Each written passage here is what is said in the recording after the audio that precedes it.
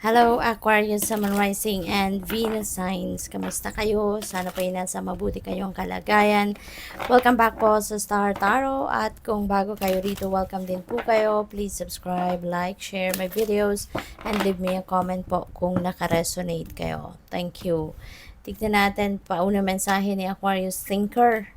Ayan, so maybe marami kayong iniisip ngayon, baka malayo iniisip ninyo or parang parang malalim ng iniisip ng babaeng ito. So most likely ganun din ang sitwasyon ninyo na malalim ang iniisip, you know. Maaring planning kayo, no? Maaring meron kayong pinaplano at talagang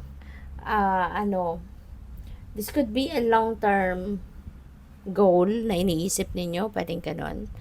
You're making plans, kaya marami ang pwede pang pagdaanan, 'di ba? Maraming stages ito, kaya maaring marami din talaga kayong iniisip. Pwede rin pwedeng problema na hinahanapan ng solusyon, pwedeng ganon. Or this could be intentions, no? Maybe you are thinking of your intentions for the year, 'di ba? Siguro nagsisimula na kayo ngayon na mag-set ng new intentions, 'di ba? Pwedeng gano'n. What else? We have breathe. Wow. So napakaganda. Kailangan ninyong huminga. Kailangan ninyo na magpahinga, mag-relax, 'di ba? Spend time by yourself. Pagnilay-nilay, magmuni-muni, focus kayo ngayon sa self-care. 'Di ba? So maaaring gano'n ang kailangan ninyong gawin. No, this could be the reminder para sa iyo na for now ito muna yung gawin ninyo. Okay? Para makabawi, baka pagre-reset ito ng sarili ninyo.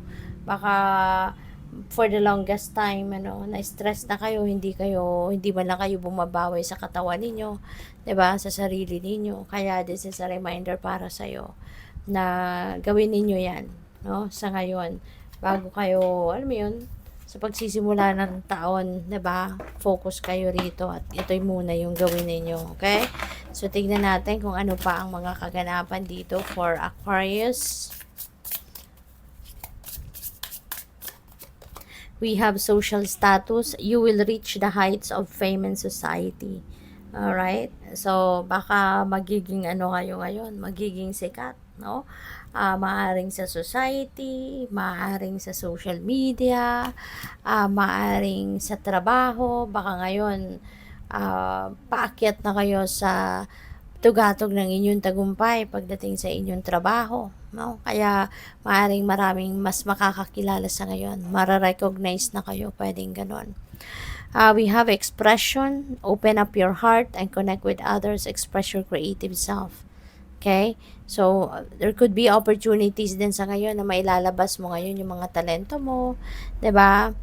Mailalabas mo rito kung ano yung, baka yung mga creative ideas ninyo. No? Maaaring i-adapt na yan ng kung sino man or ng maraming tao. 'Di ba? Depende sa inyong sitwasyon. But, yes, you are going to express yourself more sa ngayon, especially yung creativity ninyo. Maaring mapapakinabangan nyo talaga yan ngayon ng bonggang-bongga at maaring maka-inspire din kayo ng mas maraming tao pa, no? So, maraming salamat po for subscribing, and if you haven't subscribed yet, subscribe na po kayo. And also maraming salamat din for not skipping the ads. Malaking tulong po yan sa akin. Thank you. And please click the join button po sa baba ng video if you would like to join the membership. And sa mga cross-watchers po, hello po sa inyo. So, Hierophant.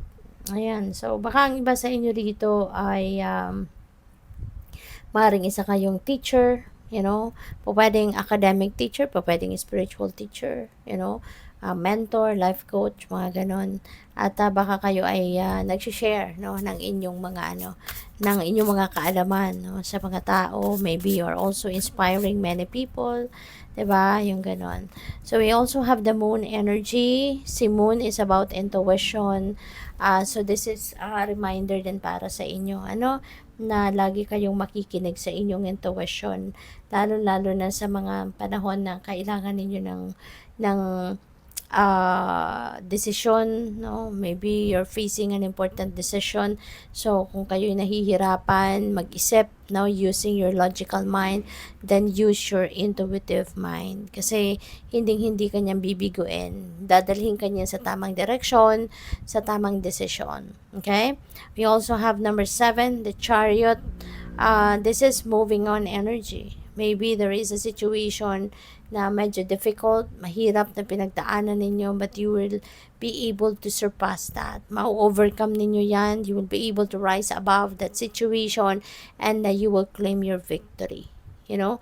Ano to tagumpay ito sa chariot. Kaya, you'll be able to move on na from that situation. At maganda ang pag-move on ninyo yan kasi napagtagumpayan ninyo or mapagtatagumpayan ninyo. At for some of you, maaaring magta-travel kayo, no? Baka marami kayong gustong puntahan at kung ano man ang rason ng travel na yan, no?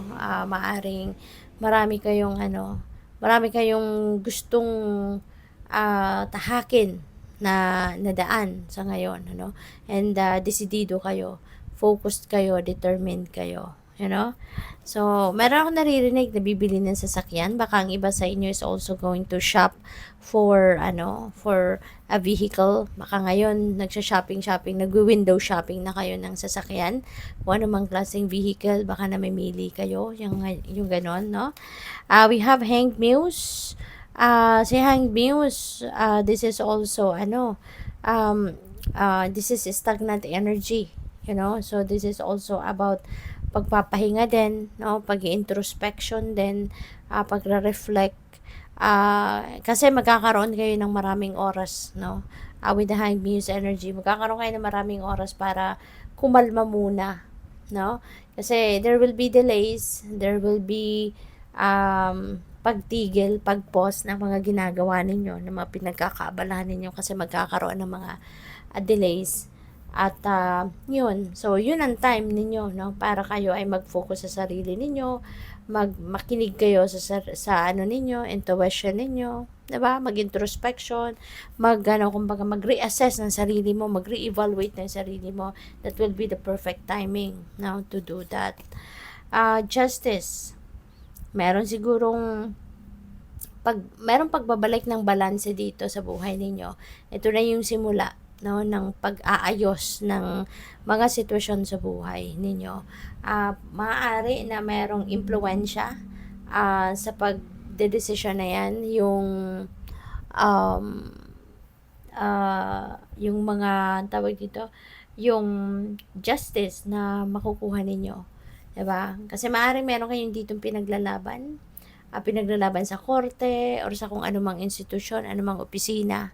At maaring magulo ang sitwasyon ninyo in the past dahil dyan sa nababother kayo, no, sa kung ano man ang inyong pinaglalaban. But makukuha ninyo kung ano yung deserve ninyo na justice, makukuha ninyo, marireceive ninyo yan. Kaya maaring ito na yung simula ng pagiging maayos ng inyong sitwasyon kasi you will get what you deserve, you will get the justice, the full, and makakapagsimula kayo ng bagong buhay. From that, no, magiging malinaw na ang sitwasyon sa buhay ninyo. May isasaayos mo na ang lahat. Kumbaga, ma-organize mo na, ma-fix mo ng lahat. No? Kaya nga magkakaroon ng balance na. And with that, no, magiging magiging confident na kayo about starting a new chapter in your life, no, with the full energy. So, good luck po. Thank you for watching. Love and light. Namaste.